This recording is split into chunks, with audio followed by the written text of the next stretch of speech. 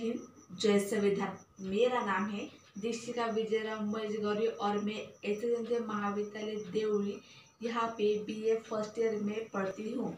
और हमारा आज का जो टॉपिक है भारत का संविधान और उसके मानवाधिकार। हमारा एक गुलाम भारत और एक आज़ाद भारत, इसके बीच में एक फर्क है और वो है constitution of India means Bharat का संविधान।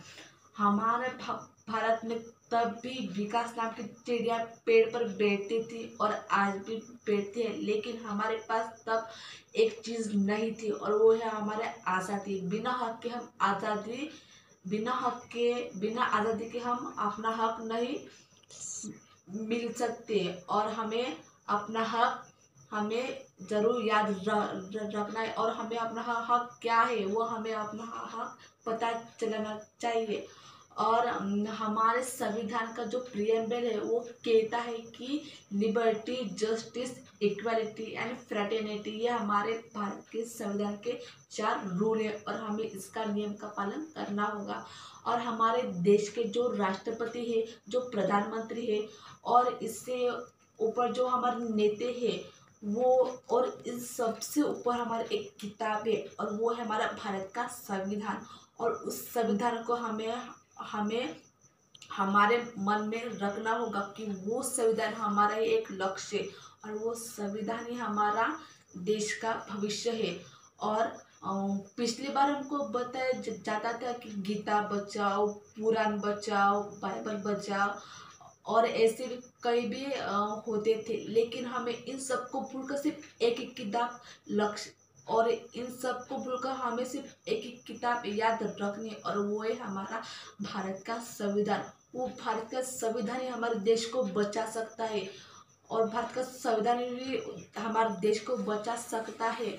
और हमारे भारत में जो हमारा अम्बेडकर है वो हमारे अम्बेडकर ने हमारे लिए जो संविधान लिखा है वो संविधान में हमारे लिए बहुत से उन्होंने ऐसे लिखा है कि जैसे हम अपने भारत का विकास कर सके।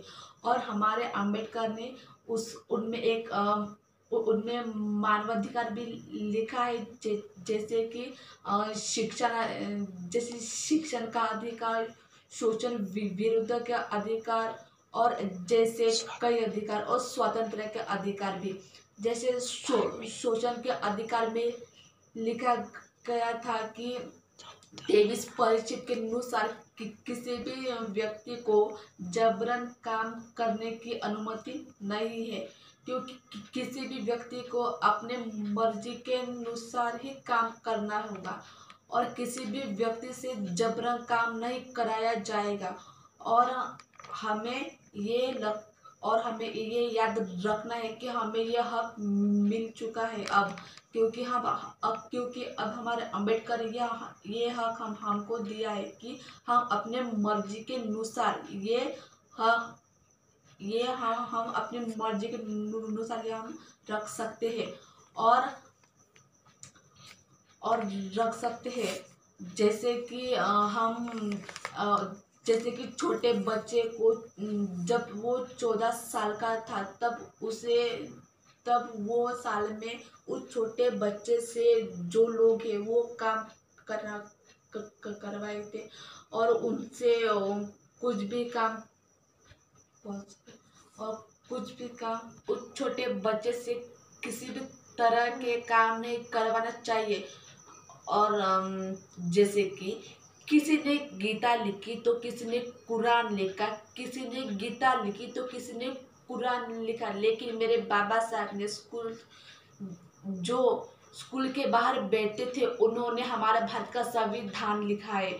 और हमें ये याद रखना होगा कि हमारे बाबा साहब ने हमारा संविधान लिखा है और ये संविधान के अनुसार हमें आज़ादी के पंख हमें फैलाने होंगे और हम इसी तरह से हम अपनी मंजिल को पा सकते हैं।